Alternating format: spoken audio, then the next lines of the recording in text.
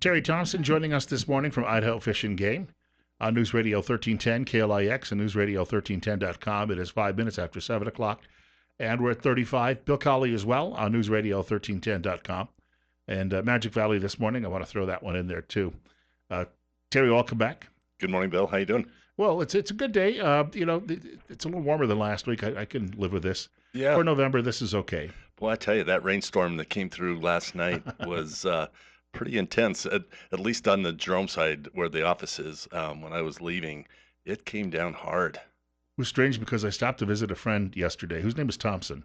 Oh. And I was standing out in the parking lot speaking with him, and then it was beautiful. And I got in the car and I turned down Eastland Drive, and within about 2 blocks, it just came down in buckets. Yeah, it was interesting because as I was driving back home and then walking the dog out on the canyon rim, you could look out and see big thunderheads, and it's kind of interesting to have and the thunderheads in November. But I guess Boise got quite the lightning show. Oh, yeah, that would light up downtown a little bit. Yeah. Just before, they're probably going to turn the lights on anyway a week from Friday. Hey, one other quick note. I was telling people just before the newscast at 7 o'clock that you're a celebrity now. You were in the Spokesman Review. Really? Up in Spokane the other day, quoted in a story. You had told the story about the elk on the air here a couple of weeks ago, and they followed up with that. The elk trapping? Yeah. Yeah. Yeah, it is interesting to see how far stories get carried throughout the nation, and but I am far from a celebrity. Although I speak about being out on the bike path. I did a story not too long ago about a mountain lion up in Blaine County, which has become pretty commonplace for me to keep writing stories. And I did a TV interview, and as I'm walking Finn out on the bike path, this guy that I've seen for months on a bike, he yells, "Terry Thompson," and so now every time I see him, he goes, "Hi, Terry, how you doing?" So I have no idea what his name is, but it is funny. So I guess I'm starting to get recognized around town, kind of like you. Yeah. Well, see, I'll put my mask on outside, and no one will talk to me. Yeah. They don't recognize me. And I saw a pastor from a local church one day, and I said, "I didn't recognize you at first." And he said, "Probably that's a good thing." Yeah. But you have a very distinctive voice, and so I'm sure people recognize you by as soon as you start talking. Well, yeah, that's why I keep shut up a lot when I'm out of the building. Hey, you wanted to mention there was a big meeting. Well, this one took some travel because it was in Lewiston, former state capital, where they remind you of that all the time. You had a commission meeting, and or that's going to happen today, right? It's today and tomorrow, actually. So, yeah, I wanted to make sure people were aware. So tonight they are going to be taking public comment, but because of COVID and such, they will only be taking in-person comments up in Lewiston. And then this is a pretty heavily filled agenda. And so because of that, we will be broadcasting, if you will, the meeting tomorrow morning at our Jerome office. So again, we are going to respect the governor's COVID stage 2 guidelines, which says no more than 10 people at a time at a meeting.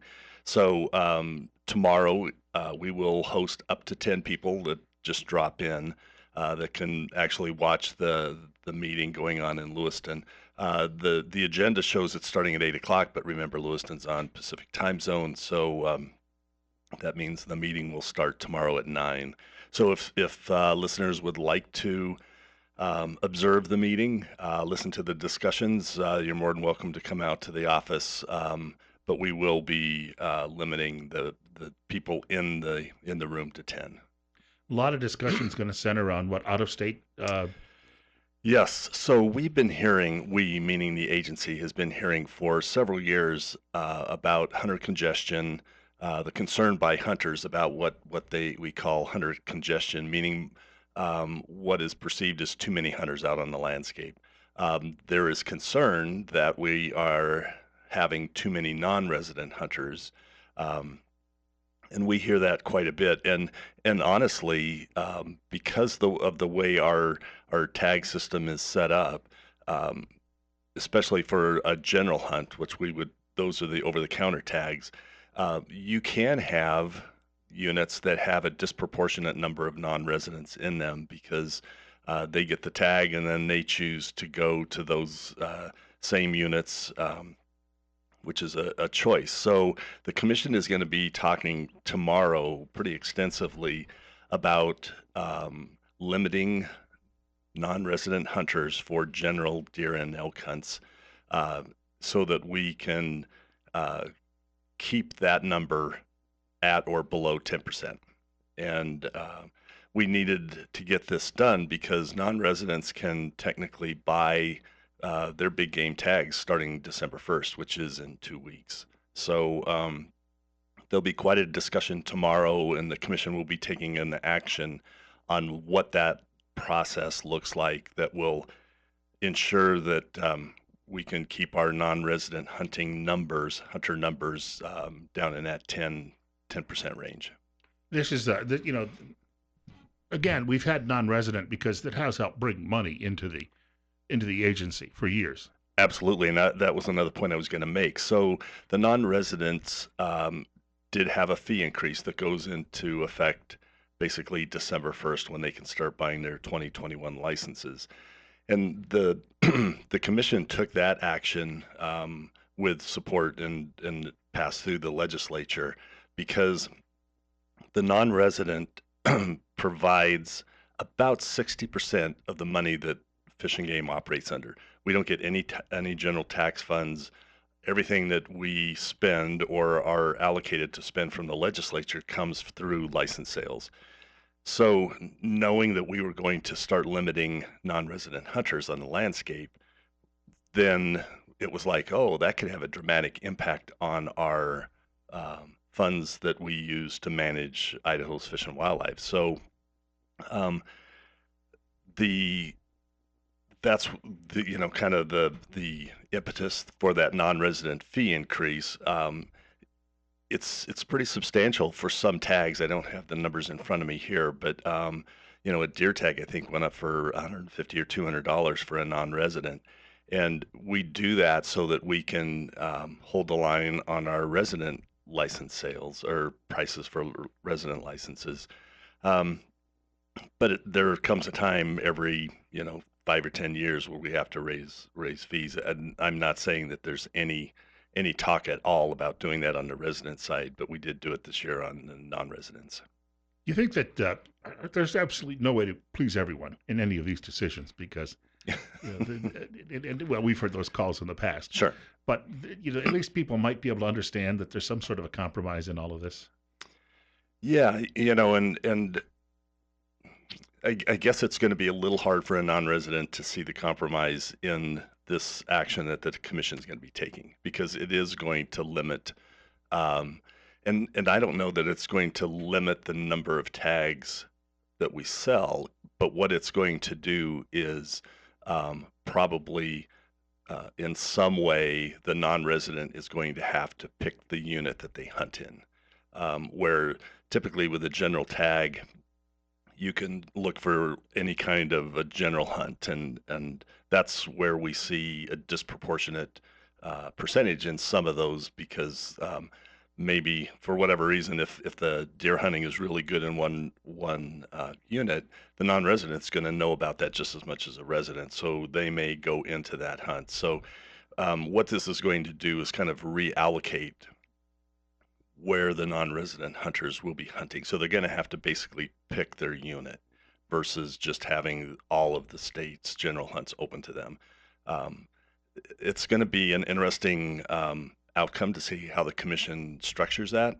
And so I'm really looking forward to listening to that discussion tomorrow.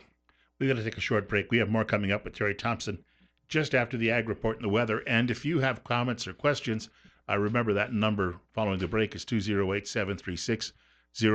That's 208-736-0300. It's 35 at 7:15. Bill Colley on News Radio 1310 KLIX and newsradio1310.com. Terry Thompson joining us from Idaho Fish and Game this morning on News Radio 1310 KLIX and newsradio1310.com. If you've got a question for Terry, the number is 208-736-0300. 208-736-0300. Coming up on 722, we're at 36. Bill Colley as well on Magic Valley this morning. Uh, there's a note you have here. Update, verify license profile before January 1st. Yeah, so a couple weeks ago, well, the last show, I talked a little bit about our new licensing system that went into place on November 1st, and I'll tell you, it's great. From a from the sales side of the world, that the new system is much easier to use, and we can get customers in and out quicker, um, as long as the hardware works. Um, but it's also very user friendly on the license buyer side, and there is an app associated now with Fish and Game and the licensing system. It's called GoOutdoorsIdaho.com. There's an app if you go to the Apple Store or whatever the equivalent is on the Android side. You can download this app. You can store your entire family's up to 5 members' license information on it. Because a lot of times we'll have parents come in and want to buy licenses and things for their kids. But one of the things that all license buyers have had, even with the previous license vendor, was what we call a profile. And so with this new vendor, as we go into reminding everybody you're going to need to buy a license here for 2021, we're just encouraging everybody to go online, update your profile, make sure everything is correct, because you don't want to, and we don't see it so much at the first of the year, but as you move into the controlled hunt application period and over-the-counter tag sales, if you have some incorrect information or outdated information in your profile, it will slow down your purchase. So we just encourage everybody to get out there and make sure everything's correct and current. We've got a caller, and caller, you're up next. You're on the air on KLIX. Go ahead. Good morning. Thank you for taking my call. Couple different things I've got questions or comments about.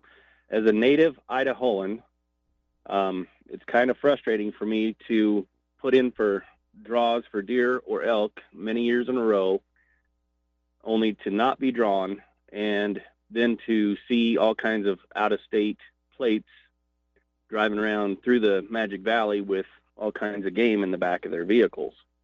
One of those that I spotted this last year, my son had a youth tag in the South Hills in Unit 54 that burned.